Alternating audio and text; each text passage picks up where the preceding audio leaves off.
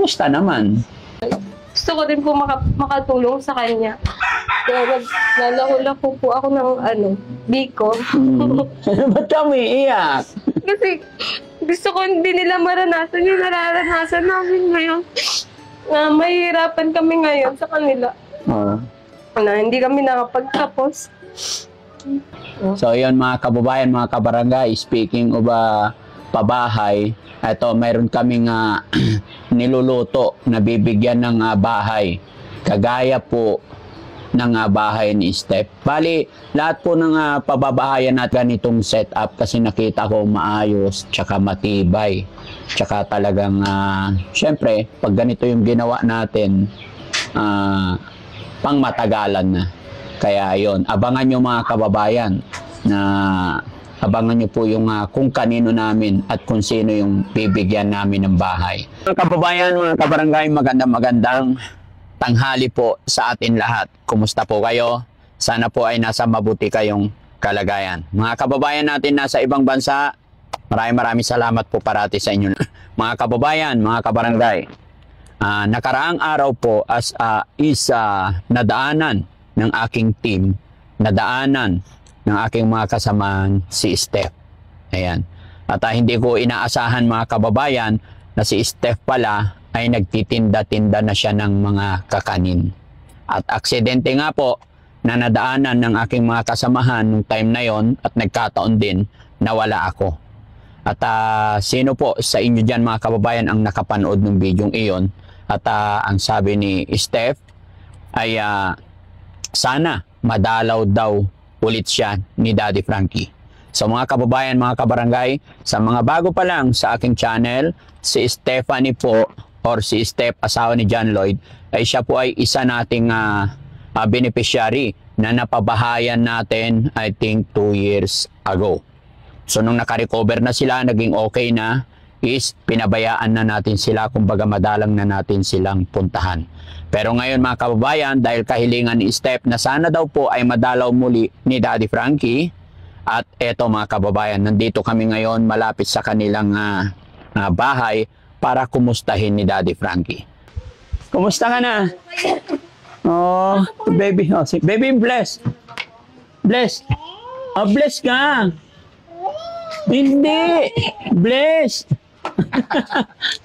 Hello. Bless ka muna, bless. Bless. Ay, makulit na. No? Pero Steph, dapat tinuturuan mo siya paano mag-bless, Oh, bless mo na, bless. Bless. Bless na. Nagsasalita na? Ilang taon na siya? 2 na. Kumusta isang baby mo? Tulog, okay. Anong ginagawa mo? Naglalaba ka. Kumusta ang buhay? Oh, okay. Ay, makulit na. Ha? Panahon yan mga kababayan, mga kabarangay, no? Magandang tanghali sa inyong lahat. Ito, masaya ako kasi nadaanan natin si Steph. Pero naglalaba, mukhang busy. Maabala ka namin. Hindi, okay lang po, Dads, kasi tapos na po maging sa bahay. Okay lang, padikit. Patulog ko na rin po yung 2 po. Oo. Kumusta ang buhay-buhay nyo rito? Masaya, Dad. Tapos medyo mahirap din. Masaya na mahirap. Opo. Ganun talaga, lalo na may makulit na. Opo. Pero ano nga ba nangyari? Bakit nadaanan ka ng team, nagtitinda ka? Ano po kasi, Dads, medyo kapos na rin po kasi si Johnny sa kinikita niya po, kaya kailangan po namin ng extra income. Okay yun. Kailangan talaga sa buhay mag-asawa, tulungan hanggat kaya. Pero paano yun? Pag nagtitinda ka, sinong magbabantay sa... Yung biyanan ko po. Saan galing yung tinitinda nyo? Binibili mo rin? Hindi po. Nagluluto po yung nanay ko, si Mama. Biyanan ko po. Yung biyanan mo. Ako. Ano po kami, share business po kami. Ako po yung naglalako, siya po yung nagluluto, nagawa. Hati kayo ng profit? Opo. Yung galing. So, hindi ka nagtinda ngayon? Hindi po, Dad. Ang dami ko po kasi ninalaban. Daming labahan. Saan nga pala si John Lloyd? Pumasok po kasi nagsisipag po talaga yun para mabuti hindi mahirap alagaan. Mahirap po. Ang likot. Okay. Halika dito, nak, dali. Halika, dali. Tapos ko nga lang po maglinis, tapos maglalaba. Oh. Kumusta ang ano pala? Siyempre, dalawa na yung anak mo. Kumusta ang buhay nanay? Ayun po, nagpapaka ano na po talaga ako, nanay na po kasi di ba nanay ako. Oo. Doble sipag ngayon kasi kailangan namin magtiyaga, kailangan ko maglako para lang may extra income kami. Si John Lloyd, kumusta naman? Si John Lloyd bilang asawa, pasensya ka na. Madalang na kami nakapasyal dito kasi alam ko okay naman na kayo. Okay naman po kami, medyo minsan may tampuan din po kasi hindi naman po mawawala yun sa mag-asawa. Oo. Tampuan. At least, natural lang yung sa mag-asawa. Kahit sino ba naman may tampuan. Pero importante, nagkakaunawan din later on. Bakit? Ano ba yung mga usually, ano ba yung pinagtatampuhan ninyo? Ilang taon ka na ba ngayon? 21. 21. Si John Lloyd? 20. 20. Mas bata talaga si John Lloyd. Pero sino matured sa inyong dalawa? Mag-isip. Dalawa kami. Parehas kayo. Hindi. Sa mag-asawa kasi meron at merong Si John Lloyd po, matured na po kasi. Matured na rin siya mag-isip. Oh, very good. So, anong trabaho niya? Dati pa rin? Yun pa din. Manggugupit pa rin. Mas malaki ang kita. What if kung maggawa siya ng barbershop niya dito, hindi pwede? Dapat po kasi dad sa matao Tapos, sa matao talaga. Sa bagay, kung dito, yung mga kapitbahay lang. Oo. Ayun mga kabarangay, gaya po na aking sinabi, sila Steph, sila yung na-discover ng Team Daddy Frankie sa gubat, kabundukan, nung time na baby pa lang itong panganay nilang anak. Pero ngayon, nakadalawa na sila. Hindi ko alam, baka magiging 3 na. Wag mo. Ha? Wag muna. Wag muna. Ganyan na yung sinabi mo sa akin nung isang anak pa lang Sabi mo, wag muna, pero nagulat ako, manganganak na. Diba? Sa bagay, hindi talaga yun maiwasan mga kababayan kasi mga bata pa sila. Wala kasi kami control nun natin. Wala pong kontra. Oo. Ngayon nagko-control. Allah! No. Nangunguha ng talaga. Magpuputi ko. That's yung sapatos ko po. Okay lang. Baka po maputi. Makulit talaga ang lalaki, No. Pero, syempre, Steph, 21 ka na. Anong pagkakaiba ng buhay nyo noon nung tawag nito? Nung isa pa lang anak mo, nung bago pa lang kayong sama dito sa bahay mo. Tapos compare sa ngayon na dalawa na yung anak nyo. Malaki na. Syempre, ilang taon na rin kayo nagsasama. Dads? Di ba po dati kasi siya pa lang. So, hindi pa masyadong hirap kami. So, ngayon, kailangan po namin doble sikap. Kasi, hindi ko naman po hayaan wait. Kasi hindi ko po gusto na hanggang dito lang kami. Kami dalawa ni John. Gusto ko din po makatulong sa kanya. Kaya naglalako po ako ng biko. Ba't kami iyak? Kasi gusto ko hindi nila maranasan yung nararanasan namin ngayon. Na mahihirapan kami ngayon sa kanila. Na hindi kami nakapagtapos. Gusto ko po maranasan nila yung magandang kinabukasan. Gusto kong maranasan ng mga anak mo. Kaya kung hirap po kami noon, syempre mas tinatatagan po namin ngayon. Paraan. Dapat lang. No? Di bali. Kahit mahirap po ngayon. Natanggap po, tinatatagan po namin ngayon. Tinatatagan mo. Basta wag mo rin pabayaan sarili mo, no? Tumaba ka na. Huwag ka umiyak. Kasama sa buhay yan. Yan talaga yung sinasabi ko sa inyo noon, di ba? Mga bata pa kasi sila noon, mga kababayan. Pero ang pinaka-importante dyan, nakikita natin na nagsisikap sila, gumagawa ng paraan. Magkano naman kinikita mo sa pagtitinda ng biko? Pag nauubos siya, nakaka-300. Di ba? Sana, kumbaga, pwede. Kumbaga, yung 300, ilang kilong bigas na rin yun. So, ang tagagawa yung biyanan mo. Opo. Tapos ikaw ang nagtitinda. Tagalan. Dito. Gaano kadalas ka magtinda? Ano po, minsan 3 times a week. 3 times a week. Kasi po, naglalaba rin po ako dito, nagbabantay. Hindi ko masyado maiwanan yung bunso eh. Oo. Ilang buwan na yung bunso? Ilang taon na? 5 buwan. 5 buwan. Oh, parang saglit pa lang yung nagpaanak tayo, ano? Baka mamaya magulat na naman ako. No? Paanong control ginagawa nyo? Pa-inject po ako. Okay. Oo, okay yun. Family planning talaga kayo kasi kahit anong sabihin mong anong sabihin mong ayaw mong iparanas, kung talaga sunod-sunod, mahirapan kayo. Oo. Opo. Kaya po nagko-control na rin. Kumusta si John Lloyd? Ilang buwan na rin hindi nakita si John Lloyd. Okay naman po. Ganyan talaga ang magbubuo ng pamilya. Talagang lahat ng pagkakakitaan papasukin basta maayos na paraan. Nagagatas din ba yung panganay? Dalawa po sila. Dalawa sila. Hindi kayod kalabaw talaga nga. Kaya kahit anong extra income, pinapasok ko po eh. Maglako. Hindi ka nag-isip mag-try mag-apply sa iba? Nag-iisip din po kasi yung bunso ko po, hindi ko po masyado maiwanan ng matagal eh. Nag-aano po kasi, nag-mix din po kasi ako minsan dumedede po siya sa akin sa bote. Ay paano yan? Pag nagtinda ka, sino nagbabantay sa kanila? Yung biyanan ko po. Biyanan mo. Kasi ito hindi naman po na siya masyadong bantayan. Okay. Paupo lang siya kasi nalaro. Ay, kumusta naman tong bahay nyo? Okay naman po, that's. Okay naman. Okay naman. Ba't may harang ka na dyan? Kasi po kita naman sila kabila. Kitang-kita kayo sa bagay. Maganda na rin Saka yung madilim po yung part dyan.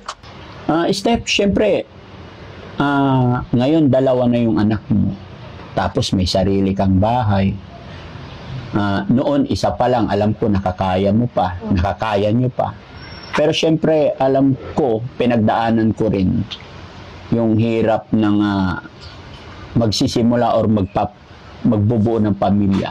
Ano naman ang pagkakaiba noon? Syempre, nung dalaga ka pa, andyan yung pag-iingat ng nanay mo sa'yo. Gigising ng oras ng gusto. Ngayon, truly, nanay ka na kasi 2 na. Tapos, gawaing bahay. Kumusta naman? Hindi po madali. Kasi po dati, di ba, ka lang po, pag-alala ka lang po. Tapos ngayon, linis bahay, bantay bata, tapos lalako minsan. Tapos minsan, nagkakaroon pa kami ng tampuhan kasi hindi naman maiiwasan yun. Tsaka minsan, kapag kasama ko yung 2 kong anak, napapaisip ako. Parang, napapagod ako, Dads, kasi parang ang hirap ng buhay ngayon. Lalo na 2 na sila. Bakit ka napapagod? Parang ako Dads, i-stress minsan. Kasi pag minsan sabay sila umiiyak, kaya ko pa ba? Tapos sinasabi ko, kaya ko to kasi wala naman ibang tutulong sa akin, kundi ako lang, sarili ko lang. Kaya nagpapakatatag ako, Dads, kasi 2 na lang kaming sa mga bata. Pero hindi naman kasi habang buhay, Dads, nandyan sila sa amin. Kaya habang ngayon, tinatataga namin para sa susunod, mas kaya na namin, Dads. Pero hindi po madali. Pero masaya naman po, Dad, kasi kasama ko yung mga anak ko. Pero hindi po ganun kadali na masasabi mo lang na masaya ngayon. Masaya po, pero mahirap, Dad. Hindi po ganun kadali na karoon ng dalawang bata. Regarding dun sa sinasabi mo na minsan tinatanong mo yung sarili mo kung kaya mo pa. So, ano yung paraan na ginagawa niyong 2 ni Steph para mas maging Steph ni John Lloyd para mas maging matatag kayo? Kasi syempre, ayaw at sa gusto niyo, kailangan gampanan niyo yan eh. Give and take po kami. Pag nandito siya, tinutulungan niya rin po ako sa mga minsan pagka nagkakasakit ako. Syempre, 2 yung binabantay namin. Siya po yung nag-aalaga. Kahit pagod na siya magtrabaho, nag-aalaga pa rin po siya. Tutulungan po kami 2. Kumusta naman ang financial na pangailangan nyo? Minsan po, sapat naman. Minsan, kinukulang din po. So, Steph, syempre, sabi mo, nagagatas yung dalawang anak. Kumusta naman ang financially ninyo? Ano po, may time dads na walang-wala talaga kami, dads. As in, wala po talaga kami. Kaya humihingi rin po kami ng, ng gabay nung nanay ko ni John Lloyd. Tinutulungan din po kami. Doon pa rin po kami bumabagsak sa mama niya. Kahit pa paano po, thankful pa rin kami kasi tinutulungan nila kami. Hindi kami pinapabayaan. Okay. So, maganda talaga, mag-isip ng paraan, no? Kung paano yung extra income. Gaya ng tama naman yung ginagawa mo, nagtitinda ka ng kakanin. Pero syempre, ingat din, di ba? Lalo na pagka malalayo ba yung nararating mo pag nagtinda? Hindi naman. Minsan po, that's nakakarating po ako sa malayo. Oo. Maubos lang po. Maubos lang. Kasi pag hindi naubos talaga, yung mga ganun mga kababayan, na hanap buhay, mga small business, mga kakanin, pag hindi kasi naubos, hindi mo talaga mapapalabas yung profit mo eh. Lalabas lang yung kita mo pag naubos talaga. Pag hindi naubos, mangyayari dyan, tabla-tabla. Hindi na isinasama yung pagod dyan, effort, no? Pero okay naman, no? Okay naman. Steph, pasensya ka na. May tanong din ako no? Siyempre, gusto ko kasi maging kapupulutan ng mga aral yung nangyari sa inyo, no? At siyempre, gaya na aking sinabi na hindi madali yung pinasok nyo at alam ko hindi rin madali yung pinagdadaanan nyo. Pero alam ko napakaswerte nyo kasi masasabi kong lucky kayo kasi nakilala kayo ng Team Daddy Frankie at isa kayo sa nabiyayaan nagkaroon ng ganito. May bahay agad kasi maraming nagsisimula. Pag nagsama, hindi naman agad-agad magkakaroon ng bahay kasi una, magkaroon na ng anak. Kaya very lucky kayo na nagkaroon ng bahay, no? Kaya pakaingatan nyo lagi. Huwag na huwag kayong mag-aaway. Andoon na yun yung tampuhan ng mag-asawa minsan. Pero huwag nang patagalin. No? Minsan ba nagtatampuhan din? Opo. Tanong ko. Pag halimbawa mayroon kayo hindi na pagkasunduan, halimbawa nagtampuhan kayo, sinong unang nanunuyo? Sino madalas manuyo? Siya po. Siya. So patunay na mahal ka niya kasi hindi naman nananalo. Hindi. Hindi nananalo. Bakit mo nasabing hindi siya nananalo sa'yo? May time kasi dads na bungangera din ako. Ay, ganon. Mabunganga, nabubungangaan ko siya kaya minsan nagkakatampuhan kami. Oo. Minsan tampuhan talaga. Tampuhan. Pero hindi naman po nagtatagal kasi sinusuyo rin naman. Susuyuin ka niya. Paano siya manuyo? Lalabi. Iiyak na tawa mga kababayan. Yakap-yakap po. Hindi, ano yung yakap-yakap? Wala siyang suhol? Lulutuan lang daw na. Luluto lang siya ng ulam. Pag nagluto na tapos, tawagin ka na niya, mag-lunch na kayo. Kain na po. Bigay na rin. Kaysa mag-away pa. Oo, dapat be matured na. Masaya po ako na napasyalan sila dito at masaya po ako mga kababayan na nakikita na itong mga beneficiary natin is tuloy-tuloy sila. At masaya ako na isa tayo sa nakapagpasimula na nakatulong sa kanila. So, sana tuloy-tuloy na hindi sila magbago sa isa't isa, lalo na't lumalaki ang kanilang pamilya. Pero alam ko naman na hindi sila pababayaan ng kanilang mga magulang kasi malapit lang ang nanay ni John Lloyd dito. Medyo malayo lang yung bahay ng mama ni Steph, no? So, Steph, salamat kasi napasyalan ka namin. Sabi mo kasi, lumalaki na yung ng mga bata. May kaunting tulong ako sa inyo, no, para sa mga anak mo, 5,000 pandagdag. Thank you pa, Dad. Oo. Okay? So, ingatan mo yung mga anak mo, no? Kasi alam mo, so maraming salamat, Steph. Sana nakatulong kami sa araw na ito. Opo, thank you po, Dad, sa bigay niyo. Tsaka po sa pagpasyal niyo po.